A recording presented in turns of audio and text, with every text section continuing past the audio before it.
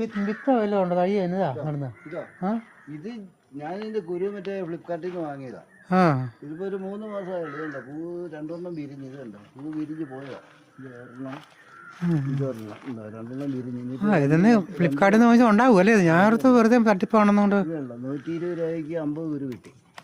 പക്ഷെ ഈ കുരു മുളപ്പിക്കണമെന്നുണ്ടെങ്കിൽ നല്ല പൂ നല്ലതാണോ കണ്ടാല്? ഇത് വെളുത്തതാ.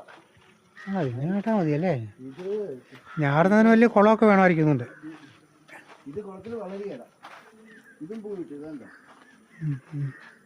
ഇതിപ്പോ ഞാൻ കണ്ട ഇതിന്റെ പൂ ഞാൻ വേറെ വിറ്റടിച്ചെടുത്തോണ്ട് ഇത് ചുവന്നതാ. അതും ചുവന്നതാ. ഇത് വേറൊരു ചുമപ്പാന്ന് തോന്നുന്നു. ടൈപ്പല്ല ഇല കണ്ടിട്ട്. എന്നാലും വക്കനോടൊക്കെ വല്ലമാരും കമ്മിട്ടാറുണ്ടോ വല്ലപ്പോഴും? എന്തോ സുഖമില്ലാണ്ടായെന്നൊക്കെ പറഞ്ഞു. അവന് അറ്റാക്ക് വന്നായിരുന്നു. കഴിഞ്ഞ് ഇപ്പം കൈക്ക് ചെറിയ പ്രോബ്ലമൊക്കെ ഉണ്ടെന്ന് പറഞ്ഞു. പണ്ട് സ്വാധീനക്കുറവ്. ഇപ്പോൾ കുഴപ്പമില്ലെന്ന് പറഞ്ഞു. സംസാരിച്ചായിരുന്നു ഒരാഴ്ച മുമ്പ്.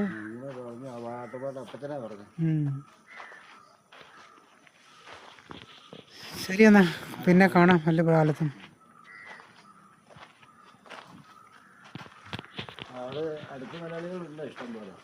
അപ്പം എൻ്റെ അടുത്ത് ആരുമില്ല മലയാളികളോട് ആരോടും ഒരു കോണ്ടാക്റ്റും ഇല്ല.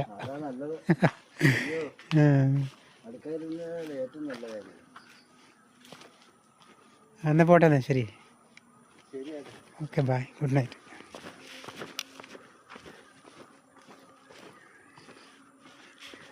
ये मेरे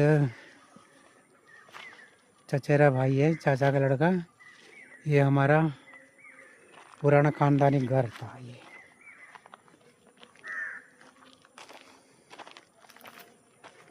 ये हमारा मेरे दादा का ज़मीन था। ये सारे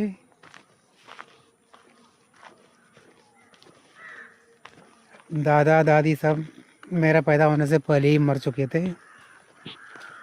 अभी मेरे चाचा का लड़का ही रहता है यहीं पे। घर में कुछ लड़ाइयाँ चल रही हैं उनकी। मियाँ बीवी दोनों, बच्चे अलग रह रहे, बुढ़ा अलग, सब बुढ़ा अकेले अकेले रह रहा है बुढ़ापे में।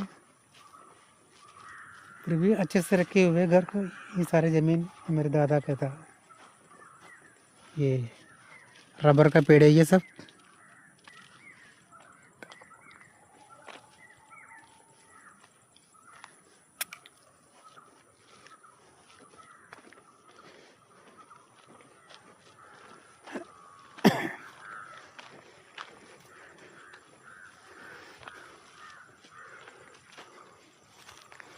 वो देखो शाम का